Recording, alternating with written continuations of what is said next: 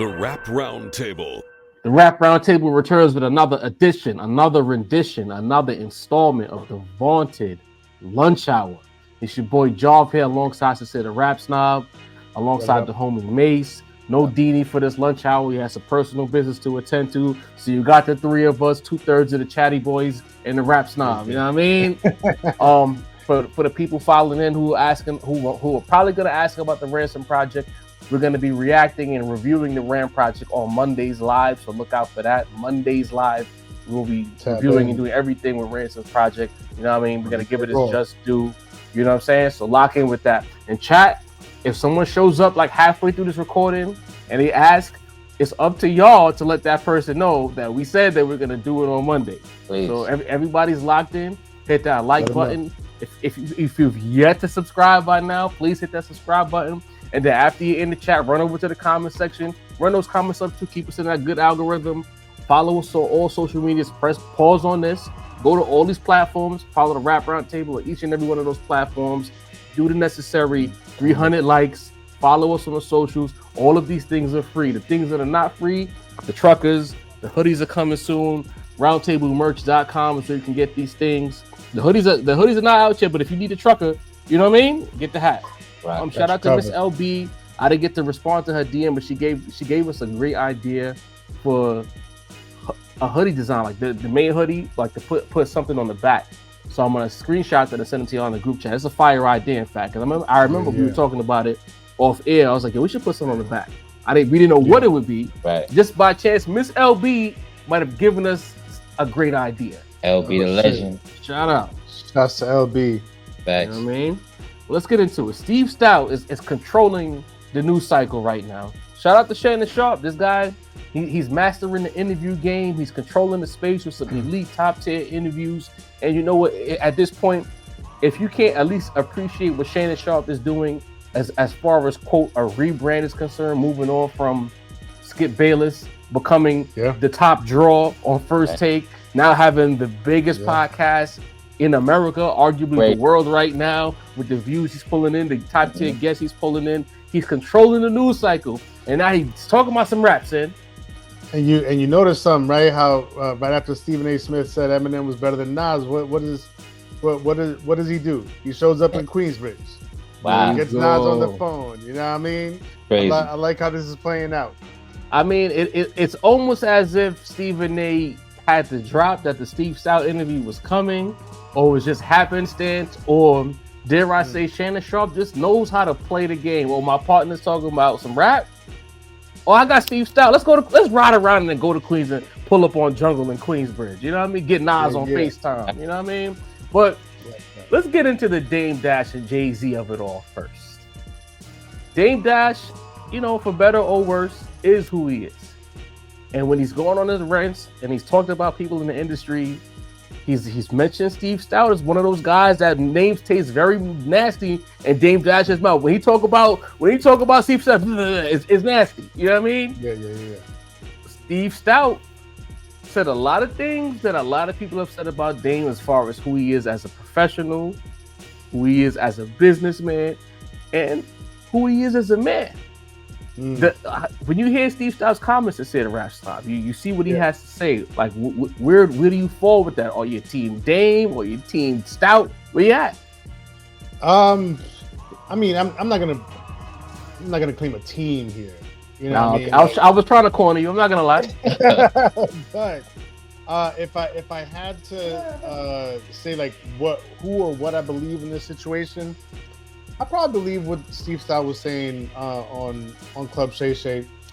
Look, we've talked about it here at the Rap Roundtable quite a bit in terms of like how the Jay-Z and Dame Dash relationship fell apart and everything. And a lot of times we talk about like the business dealings or just like, you know, Dame being bad money and the way that he talks to people or treats people or like how he interacts with certain personalities in the room, and like he, you know what I mean, he has a very strong personality, rubs a lot of people the wrong way. Pause. But there was something that Steve Stoute said that was more on a personal level, and I don't know how much we've gotten into that in our conversation, but it rang true to me. And this sometimes you just outgrow people because if you have a certain relationship with somebody, even if it's not business, just a personal relationship, a friendship, whatever the case may be, and you end up maturing as a person, or you end up, you know, gaining new perspectives on life and business and your endeavors, and you see your partner, and that person's not growing with you. That person's not changing or evolving with you. That they still got the same tactics. They still, you know, go about their daily lives the same way. They still have the same bad habits. They still, you know, treat people like shit. And you're learning within yourself, like, nah, you can't talk to this person this way because you're not gonna get the results that you're looking for. And Dame is still out here, like, you know, thinking that he's still on you know, some corner in Harlem on 125th Street. You know what I mean? Barking at people. You know what I mean? You can't do that. So like from that perspective, from that angle, like it creates another layer, it makes another layer even more sort of visible in terms of like how the Jay-Z and Dame Dash relationship ended up falling apart. And you know what I mean? Like if I'm gonna believe something, I'm gonna believe Steve Stoute in this situation. Okay, I'm not mad at that perspective. Mesito, where you at with this? All right, no teams tonight. Fine, No team. but we know the history specifically with Steve Stoute and Dame Dash. They are, to me, they're both sides of the same coin, in my opinion. Like they're not that different from one another, but one person's personality might have got him kicked out of some rooms, whereas Steve Stoute always seemed to know how to maneuver. So you hear Stoute's comments, you say what do you think about it in terms of Dame Dash? Steve Stoute had a lot to say, right? He did, guys. He had a whole lot to say. But you want to know what? It's time for me to go rookie year Mace on the pod, man. I'm flip flopping, bro. Okay. I'm getting sick of the dance on Dame's grave energy that the game is giving, man. I'm getting a little tired of it.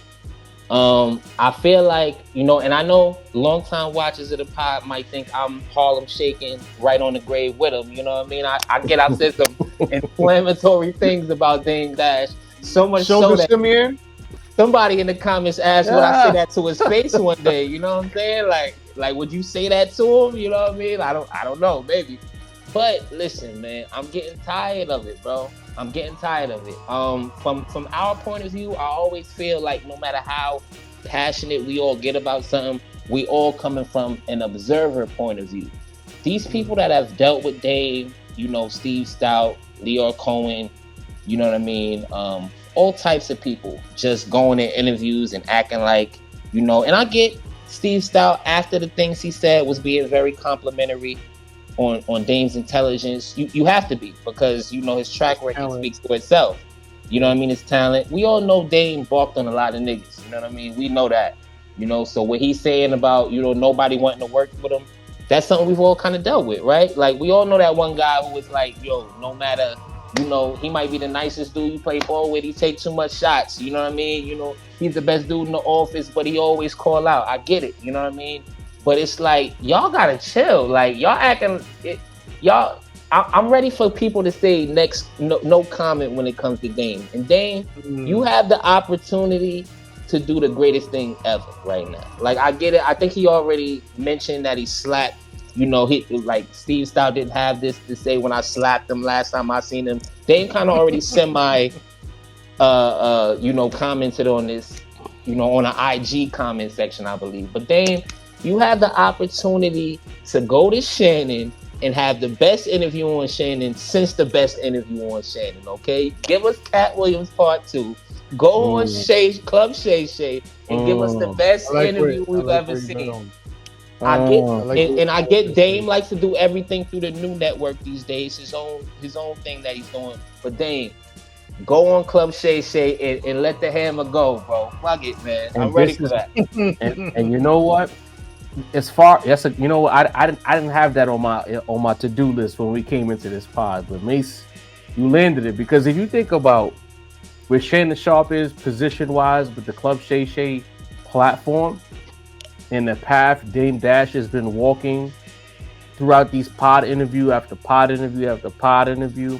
And let's be clear, Nas does numbers too, but when Dame does what he does, as far as potting, he does a number. People tune in. They want to hear what Dame Dash has to say. You know what I'm saying? So a popular interviewee, popular interviewer, it only makes sense. Come on now. And I think if history shows me recently with Cat Williams, Shay Shay has the wherewithal to know, Cat said this about these comedians. I'll offer you guys the opportunity to come on my platform and rebuff what Cat had to say. Granted, they declined, but Shay Shay know how to play this game. He do. And if Dame is this loud and this interview is this viral, I suspect that there will be a Dame Dash interview. But if there isn't a Dame Dash interview, it'll be because of everything that Steve Stoute has to say about Dame. Because Dame Dash, in fact, is a self-saboteur for better or worse. Now people are going to say, you know what? There's people in the chat, people in America who are going to say, oh, Dame doesn't want to play the white man's game. Dame wants to do things his way. Dame is a boss, etc., etc., etc. I understand all of that. But we also here at the Rap Roundtable understand how infrastructure works within the capitalist society. And even some of your favorites understood that in order to gain success and maintain success, you got to be able to play the game. Shit, when you watch all of these mafia movies, as an example, Don Vito didn't love Barzini. He didn't love Tattaglia, but he knew if I slapped the shit out of Tattaglia in the meetings of the five families right then and there, who does it benefit? I will play my position, we will make money together, and eventually I will make my move when it benefits me the absolute most. And that Dame Dash, older than everybody on this panel, has still yet to figure out how to play that part of the game. And that's terrifying for me. Because it's like, you could get mad at what people say about you. And I got something to say about them in a second. But I wouldn't be surprised if Dame Dash says, I'm not doing an interview, but you can come on my America New Network and we can talk about what he said on my platform, which is a fraction of the people that Shay Shay got. So it's like, you still, while you have all this business acumen, Dame knows how to hustle backwards. It's the strangest thing. You know what I mean? Your stubbornness to not want to play the game the way it's meant to be played. You know what I'm saying? That the fucking line from The Wire, that's not how the game is played. You can't do that. That should have been for Dame, bro. Look, like you talked about, I got the Instagram pulled up because I was waiting for my turn.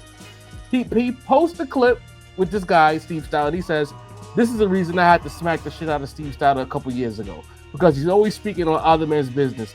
Good thing I've evolved. Have you? This is the same Dame from 2001. Literally. Then I scroll up a little bit more, and there's another post here. DJ Webstar. So you share a woman. I ain't trying to disrespect Web, but we don't care about Web right now with this situation. But Dame is posting, DJ Webstar says, Steve Stoute only talking about Dame because Dame smacked him a few years back. Everything Dame preached back then about being independent of ownership is everyone's motto now. Hey, Shane and Shaw, when you going to bring Dame to Club Shay Shay? So Dame puts underneath Webstar's comments, I don't care if you don't agree with Dame's business motto. It worked to help them. It helped him create billionaires. All right, cool, right? Why this energy, Dame? This is the point right here. Here's the problem I have with that is that by the same rationale, when you go on interviews and you're asked a question, sure, you have the option to decline and say no comment, right? Right. But more often than not, people don't do that, because that doesn't make for a good interview or a good show. You know what I mean? Yeah. So you're gonna answer the question, right, as from your vantage point. So for him to say, why is Steve Stoute, have my name in his mouth or whatever, talk about other man's business, is because he was asked a question and he answered the question to the best of his knowledge, the best of his ability, or from his point of view. That same rationale can be pointed at Dame. Why is Dame constantly talking about Jay-Z? Because he's asked a question and he chooses to answer. It goes both ways. So you can't just pick and choose when you want to be like, why is that person, why he got my name or why he got that name in his mouth? If you ask a question about a certain person The name's gonna be in your mouth. Otherwise, you know what I mean? It's not a good interview. Is that, and you know what, Mace, I throw this to you. I am starting to question what all these people have to say about Dame, only because it seems like they all say the same things verbatim. Lior said the same thing. Steve Stoute said the same thing. I'm sure if you ask Kevin Lyles, they'll say the same thing. The narrative is verbatim. He was an asshole. He didn't do good business. He would be a jerk in meetings, etc., etc. It's almost like it's rehearsed. Right. So it's either Dame is everything they say he is, or this is orchestrated sabotage. Where do you land with that? Listen, if you ask Dame, he say it's orchestrated sabotage, right? And you know, stranger things have happened. Now, I think the problem is that people usually think that comes from Jay-Z. It seemed like that decision was made before Jay-Z even had the power to make those calls. You know what I mean? It seemed like Dame was bad money back in 02 and 03. You see Steve bringing up he used to open up businesses and go on vacations. You hear about, like, Steve is remembering these things like as they happen. You know what I mean? So it seemed like at one point, you know, and I hate to say it, maybe, you know, Kanye is going through the same thing right now. You know, didn't he call himself Dame Dash with money on Drink Champs? You know, it seemed like the powers that be have decided, you know, nah, he's bad money. You know what I mean? And then if enough people that are good money say it, you end up like this, right? So I think that's not out of the realm of possibility, Job. I just don't think it is exactly directed from where, you know, most people would like to think it's directed from. And you know what? You got to be careful, whether it's sabotage or not. Watch who you kicking on the way up. You put your Timberlands on, or you kicking people out the way, climbing up. They will be waiting for you on their way down, or when they're on an escalator going up, as you're escalating, going down, de-escalating, going down. Because all of these people, Dame was ahead of all of these people. When Rockefeller was at his peak, Lior couldn't tell him nothing. Julie Greenwald couldn't tell him nothing. Kevin Lyles couldn't tell him nothing. Steve Stoute damn sure couldn't tell him nothing. All of these people in Dame's demise have all elevated to be power brokers in the hip hop industry. And they're all taking turns kicking him. So it's almost like maybe they did identify. It's almost, again, this is chess.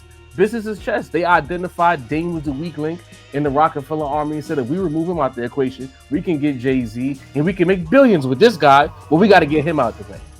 And it's starting to look like that. And I'll say this, you know, even though, like you say, DJ Webstar, you know, with the soda on the side, it's not necessarily the opinion, you know, that I was looking for. What does Ja Rule think about this? But, you know what I mean? Like, listen, Mace and Ken even mentioned themselves, right? Like, yo, Dame used to look out for everybody in Harlem. You know, it seemed like all of the people that hate Dame were the people in the big positions, but the people that were in the small positions kind of appreciate the things that Dame might have did for them. So we all can be the bad guy in somebody's story. You feel me? That's a fact. Let's move over to Nas. He mentioned the Nas and Jay-Z feud. We've covered that so much on the Rap Roundtable. He didn't really break new ground. We knew Nas and Jay respected each other. We don't got to talk about that. But Sin, like, he laid out that Nas has been laying as this businessman infrastructure for much longer than even we realized for some of his investments. He divulged in that interview that he was an early investor in the Ring Company. That, you know, that the video recording doorbells, that's like everywhere. It's like in you know, every fucking household in suburbia. Like, that's a big deal, and that was news to me. You know what I mean? And I followed Nas pretty closely. You know what I mean? Like, one of the things that also stuck out in what he said is that because I feel like a very common narrative within hip hop and within Nas fans, like the purest Nas fans, is that, you know, Nas was kind of pressured by the labels to link up with Steve Stoute and make more poppy records, and it wasn't really his his bag, and it's not something that he felt comfortable with. Steve Stoute said, "Look, we met. He came up to me, and this was his vision. This was his idea.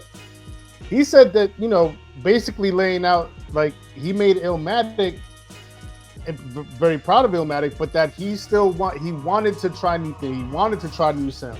He wanted to reach newer or bigger audiences, right? Not necessarily from a monetary perspective. He made that very clear. It wasn't necessarily because he wanted to, get a bigger bag. More, but maybe more so from an artistic perspective, like how can I challenge myself musically and sound wise, and that's where It Was Written came from.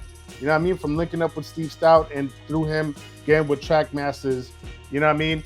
And it just all these things that we seem to be learning about Nas in real time now, like 30 years later, because he's always been such a private person. He's always been sort of like like he said it in the interview himself, like, you know what I mean? Like, you couldn't find Nas, you know what I mean? Because he's the artist. Like, he wasn't necessarily like at every party and shit. Like, it was hard to find him sometimes because he's directing.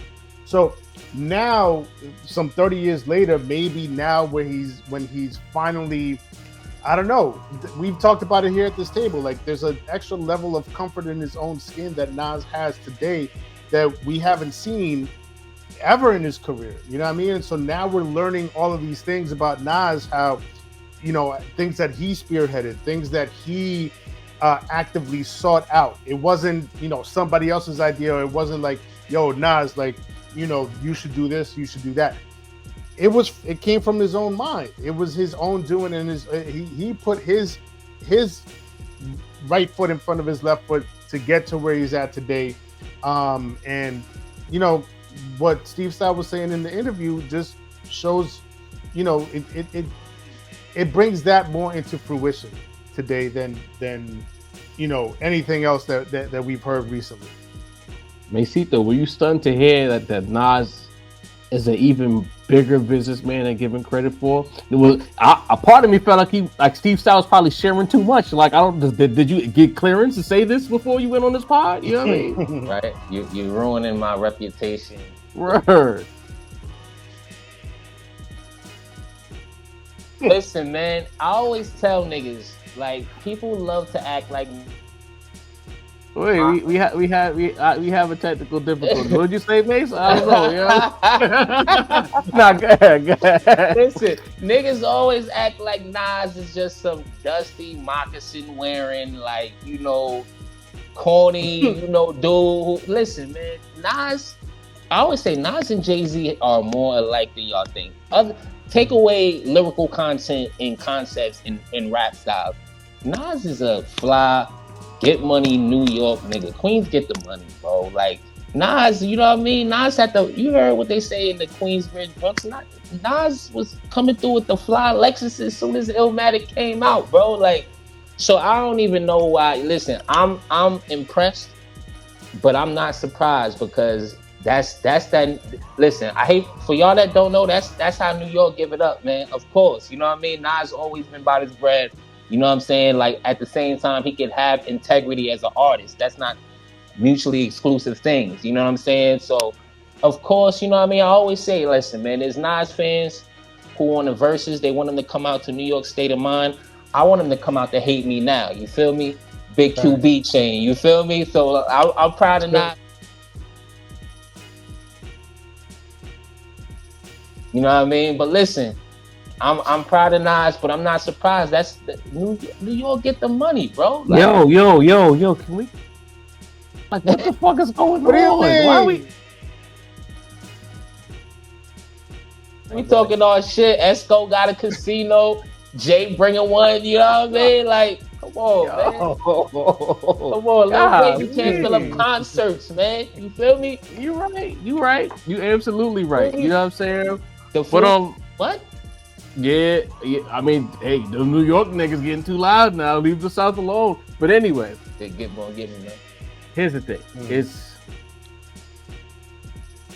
Yes. Oh, my bad. It's very refreshing. They invented, I don't know. Whatever. Go ahead.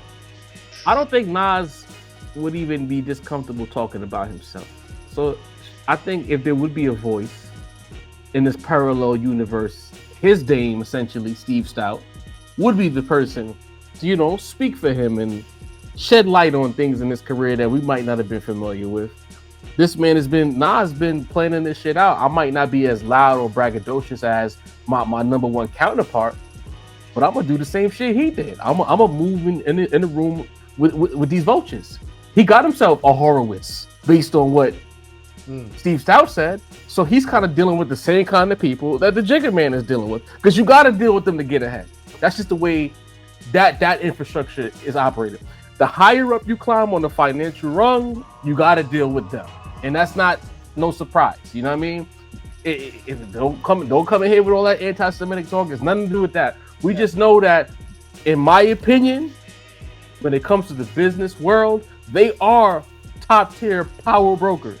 You know what I mean? You see with Kanye, they can get you out of here immediately. They got Kyrie traded. You say the wrong thing, you out of here. Especially in New York City. You kidding me? So it's very refreshing to hear that. But for me, it was more about like the music of it all, but still business nevertheless. And I feel validated, because when he got into the story about it was written, right? And basically how they put it together and the why they put it together that way. Money needed to be. Nas wanted to be the rapper's rapper, but he didn't want to be essentially local underground guy, because he was looking around at the landscape. Right. The Versace this, Gucci this, Fendi that, what you expect. It was a rapper who made that song. But it was like, he wanted to be part of that. You know what I mean? He ain't want to live the lavish life, but he ain't want to be some bum broke rapper. You know what I mean? Right. Yeah. Absolutely. So he made that project partially because he wanted to compete, he wanted to cash out, he wanted to keep up with the Joneses, and he did what he had to do. But it's not even that. Although I feel validated in that too, because that kills a lot of narratives about things that we've talked about a lot on this pod. It kind of validates how I feel about Illmatic, because when I say that you really can't put Illmatic in any Nas conversation about the rest of his projects, because it's something else entirely. The way he talked about it was written, it was almost like a second debut all of a sudden. Now it's like he was inserting himself into the game. Illmatic wasn't him inserting himself into the game. It was written was him inserting himself into the game, getting the big name producers, getting the Dr. Dre's and the Track Masters and trying to take off, getting the Lauryn Hills. Like that was almost like a re-debut or a mainstream debut, whereas Illmatic was for the heads. That's how I'm feeling right now. Steve Stoute vindicated me. I don't know about vindicated. Like how is that any different from anything that we've said here? Like it's basically what we all say this all the time. Like, and remember, guys, I'll put Stillmatic number one. You know what I mean? I'm not an Illmatic or It Was Written guy, but I think what that kind of makes it seem like, or not makes it seem like, but shows is that when people act like Illmatic is the essential part of Nas's legacy, but I think Illmatic and It Was Written together are the essential part of his legacy. Like, yes, having to make both back to back is what made Nas. You know what I'm saying? Right. Because to me, like, you can't, if let's say now in a parallel universe, he leads with It Was Written and not Illmatic, it don't hit the same. But here's my thing though, like, Steve Stoute was very careful, very deliberate about how he drew the picture, and he made sure to say that Nas' decision to go the It Was Written route, go the Track Masters route, was not necessarily a monetary decision. So it wasn't about, like, he referred to him as the artist, and that going the It Was Written route was more of an artistic decision than it was a monetary decision or a business decision. True. You know what I mean? So, like, yeah, like, I want to compete with the Biggies and the Tupacs of the time, but not necessarily because they're making bread and wearing Versace, but because they're making the hottest shit. But he also made sure to say that like that Nas's decision making was not necessarily money related. It was artistic decisions. He also spoke about Ja Rule of 50 Cent. And we don't gotta spend too much time on this. It's just a matter of I thought it was funny. And, you know, maybe I would live under a rock all this time. But he said that part of 50's issue with Ja was because Ja Rule was a 7-day Adventist or a Jehovah Witness. And now he's a gangster. How late am I? Nah, you late, Joe. That's been a thing. Okay. That's been a thing. Listen, you know I'm late too. I never do that. Listen, man, I was all in at this point, man. Like I was reading these niggas XXL article like they was like, you know what I mean, the Bible. You know what I'm saying? But yeah, that was definitely a thing. I mean, I never sought out the job. Even my father mentioned it. I remember my dad mentioning that to me, and he was even like on that. R.I.P. OG Bowers. You know what I mean? For real. Like I remember him saying, like, why is Ja trying to do this as a Jehovah's Witness? Like, I do remember that, bro. Like, so for the sake of argument, we just gonna try to be as fair as we can be. Right. Because we grew up in New York and we knew kids with strict parents and religious parents, but they was outside. You telling me that Ja Rule couldn't be Jehovah's Witness and still be an outside nigga, Mace? Is not, you can't? Listen, man. Was he at these people's houses with the Bible, or was his parents there? Listen, you can be that, but I don't think Ja Rule was doing that. You know what I'm saying? I'm gonna be honest. You know what I'm saying? You know, it's staticky niggas in every religion. We not trying. There you go. It's in every single one. You know what I'm saying? But whenever they mention that about Ja, it's like they almost was like they seen him like going from house to house on Saturday mornings. You know, and like so. Listen. Well, you feel me? Like, here's my question. Like, what's the age range here? What's the window of time? Like, was he like?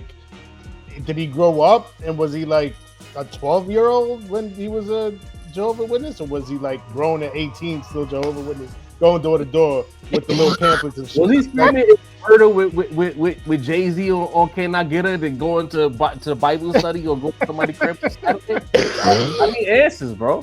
Because like, yo, listen, it's kind of like. Listen. Was he in the industry never showing up at birthday parties because you don't celebrate birthdays as a Jehovah's Witness? Yo, like, chill, bro. No Saturdays, man. No Saturdays. Yo, I need the fuller picture.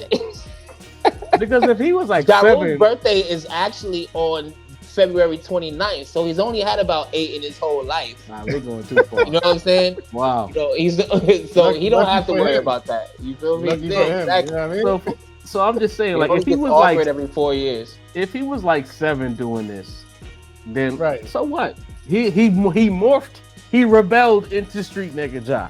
But if he was like 16 doing this, because by the time he got on, he was in his early 20s, if I'm not mistaken. Then it kind of begs the question. But didn't he poke a 50? I mean, the Bible ain't something poking 50 in the studio. Listen, man. According to Tony Yale, that was a scratch, man. Oh, okay. You know what I mean? You seen how he looked at Vlad, bro? Yeah. You know what I mean? It's also like, and again, like it goes back to me saying I need a fuller picture. Like how devout was he? Because it's like if he just grew up like that with his family, because he ain't had no choice. And he was like, you know, I'm just this is what I am, but I don't really like I don't go hard for them or nothing like that. That's a different thing. But if he was devout, and then all of a sudden you show him up he shows up talking about holla holla, like that's, you know. So there's so many different levels that we could go through about this. Like we need a fuller picture.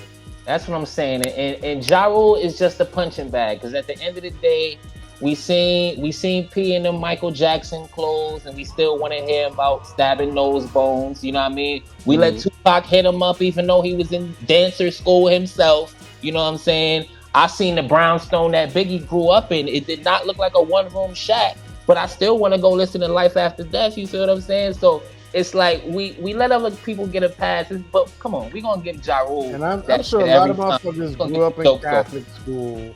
Went to Sunday school. You know what I mean? Like, it's also because the Jehovah's Witness is also the punch. So it's like, it goes hand in hand. Ja Rule's kind of the punching bag. and then Jehovah's Witness is the punching bag of religion. So like, you know what I mean? And here's what I'll say. As a Canarsie nigga, I spent a lot of years in the floss. It's a lot of niggas from the floss with 2-parent homes, 6-figure incomes, and they was the streetest nigga, and you couldn't tell them they wasn't street, and they wasn't from poverty. They were scrapping, they was in gangs, and they went home to 2-parent homes who were making bread. There's a lot of Tariqs in the floss. They just chose to do street nigga shit, even if they started off one way. So even if Ja was with the religious path at a certain point, he went off that path. Both things can be true. You know what I mean? Come to Canarsie. All y'all niggas got shit to say. Come to the floss. Every Canarsie nigga can tell you, bro. Holla. I mean, there's a lot of things we can say about Ja Rule. You know what I mean? But like, I don't think this is one of them. There's a litany of jokes to be had. This doesn't necessarily have to be one. We ain't even get no Fire Fest jokes off this whole thing. You know what I mean? Like, come on. Nah, we not picking on Ja, bro. We're gonna leave him alone, dude. You know what I mean? Until he deserves to get picked on, then of course we're gonna fry him. Of course. But last topic before we get out of here. Nelly says his era was the toughest era in hip hop history. Toughest, son. Not the late 80s, not the mid 90s. But post shiny suit, full on mainstream was the toughest era ever. What do you got to say about that? For my man Deanie, who's not here, lay off the weed, bro. Oh, man. Listen. I'm gonna shoot him a little bit of bail. Shoot him some bail, man. He's a good guy. It depends on the perspective and the frame of reference. Like, if he's talking about the toughest era to, in terms of vying for a chart placement or getting sales or getting people to buy your records, I could understand maybe what he's saying, because that was the era of, diamond plaques, 50, Nelly himself, Eminem, like motherfuckers was selling 10 million records. So if you're talking about sales, if you're talking about pop records and charts, I can see his perspective. You know what I mean? But if we're talking about culture, if we're talking about raps, if we're talking about the bars, the 2000s was the easiest to get over. You know what I mean? And that's probably why, like, there was so many records being sold all over the place, because everybody was dumbing it down to double their dollars for fucking, for white America, to sell as many records as you could. You know what I mean? Not beating the allegations, son. But I'm just saying. What I'm saying is, he has to be very specific about what he's talking about when he's talking about the toughest era. You know what I mean? Because if we're talking about culture, the bars, the bodies of work, the lyricists, the battles, it's the 90s, bro. It's the 90s. You know what I mean? From Nas to Biggie to Jay to Wu-Tang to Pac to Snoop to Cube to like DMX. Like, if you're talking about DMX in the 2000s, DMX in the late 90s was crazier than DMX in the 2000s. So, like, yeah, he's got to explain himself a little bit further, but I'm not sanctioning what he's talking about here. Ooh, damn. Mesito. Do you agree with Nelly? Toughest era?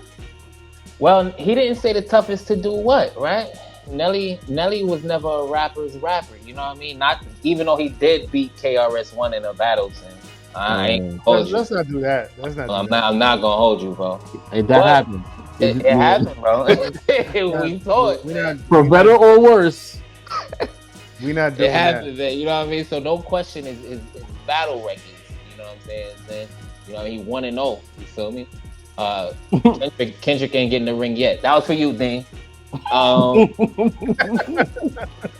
But listen, he ain't say that. Listen, Nelly went diamond back when people had to buy $20 CDs to get him out of the record. Maybe that's what he means, right? Nelly was in the business to sell records and you know, maybe he think about selling 20 million if he had streaming going on back then. You know what I'm saying? I'm gonna let Nelly have his old head moment, just like every generation does. 90s niggas think they shit was the hardest. Go ask. You seen the last Melly Mel interview? He said all of these niggas is whack. You feel what I'm saying? The 2000s era, it's they turn to have they, you know, we had the toughest time. You know what I mean? I'm not going to shit on them any more than I shit on any set of old heads that think they shit was the hardest. You know what I'm saying? It is what it is. You know, I never thought, you know, we would get to this point where we're using the back in my day argument for this era, but god damn it. The year 2000 was 24 years ago. Oh my god. Mace, you wounded me with that one, bro. I caught her straight. Wow. You know what I mean? Because Nelly, he showed up around 2000, no? That's his first album, was 2000, man. 99 is when I remember him. When 2000 Country Grammar. Country Grammar, yeah. The single might have dropped late 99, but I think the album dropped 2000. Yeah. Damn, bro, that hurt me because I never looked at it out. Again, I came in with one idea and then you just changed the whole argument. But I'm still gonna stand on business with what I came in here to say. If he wants to say, because he really stretched it. He wasn't in no kind of argument by 2010. Let's call it. let's tell the truth. Time out. You said he what? He really what? He stretched it. Oh. You think that's plausible? Send cold flag on the play, man. I'll take a text. I'll take the text. I gotta do it for Deanie. Deanie wins. I guess. Time, bro. I mean, I gotta do it for Dean. So go ahead. I guess. You know, I'll take. You know what I mean? I'll take my technical. You know what I mean? I won't fight it. I can see the argument. I see where you're coming from with that. You know what I mean? Ejection. I won't fight. I won't fight it. You know, but we was not talking about Nelly in 2010. By that point, I think wasn't Kendrick outside already? I know Drake was definitely outside by then. Wayne was dominating everything around that time. There was other artists who I can't, because I am getting old. I'm trying to remember what rap sounded like in 08, 09, 2010. But I know for a fact. Wale, Early Cole, Kanye. Kanye. Yeah. Nelly was cooked by them years. Yeah, definitely. Cooked. So he overdid it with that one. But even at his peak, with the exception of that one line from the Jigga Man, only dudes moving units is M Pimp Juice and us. Yeah. When I was at a lunch table, 2001, 2002 in high school, and we were arguing about rap, wasn't no Nelly in that conversation. When I turned on Hot 97, I didn't hear Country Grammar. But you know where I heard Country Grammar? On Z100. On WBLS. You know what I'm saying? That's crazy. RL. And then the next one that sounded like a boy band record. What was that shit? Ride with me? Yes. This man was not in no rap conversation. Come on, gang. Nelly was not in no rap conversation. I love how he shoehorned himself into that there. We respected you for moving the units, but you was not part of no arguments. We was arguing about the Jigga Mans, the Nas's, the X's, the Scarface. The Scarface was in them conversations even back then. Shit. Lot of niggas, even the Southern acts around that time, we loved us some Cash Money. Say what y'all want about New York, but New York loved Cash Money. I'm just telling you what we were talking about at lunch in around 2001, 2002. When you drop down and get your ego on, it wasn't on no urban radio on the most powerful radio station in the world at the time, Hot 97. Maybe he got rap spins in the other regions, and I don't know what the fuck I'm talking about. But on the biggest station, because Hot 97 at a certain point was the biggest station, he wasn't getting no spins. He was getting TRL love. He wasn't getting Rap City love. His biggest singles. We respected Luda and T.I. way more than him. Way more. Because they rap. And let me not lie. Country Grammar was on Rap City. Ride With Me was more of a 106 and Park record. You know what I mean? And don't get me wrong, we appreciated tip drills. You know what I mean? BET Uncut tip drills is iconic. A time. Classic. but he was not in any rap conversation. Niggas was not talking about 50 to mention Nelly after. Like, stop. So no disrespect, Nelly, but you tried it. We not buying it, bro. You sold your units. You were a pop. You were the original Flow Rider. Oof. He was the succession, like in this. To me, Nelly was like when I was a kid growing up with the generation before me looked at MC Hammer and Vanilla Ice. There you go. A little. He rapped, but it wasn't rappity rap or real rap. But like, I hate that. I honestly, the real talk, I don't like that phrase, real rap. I don't really, you know what I mean? But it wasn't that. It wasn't the essence. It wasn't the core infrastructure that we know it to be. It was a clear difference, yeah. Yeah. Sorry, Nelly. You were not part of that. Eminem was in that conversation because Eminem was rapping at that point. Yes. Nelly was not in that conversation. Okay. But anyway, shut up. Of course.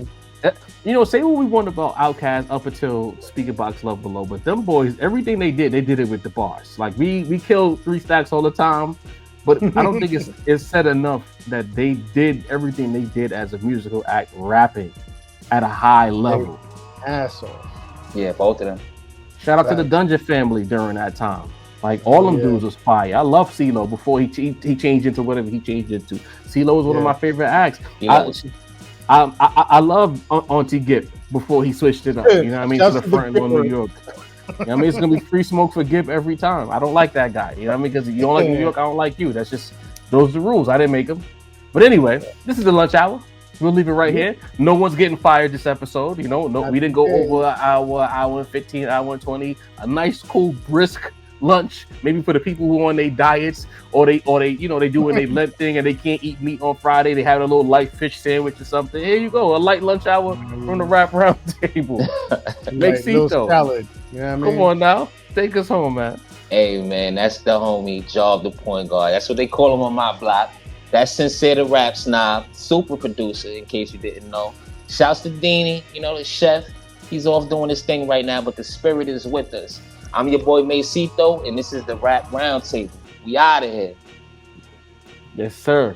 Roundtablemerch.com. Get you a trucker. Yes, sir.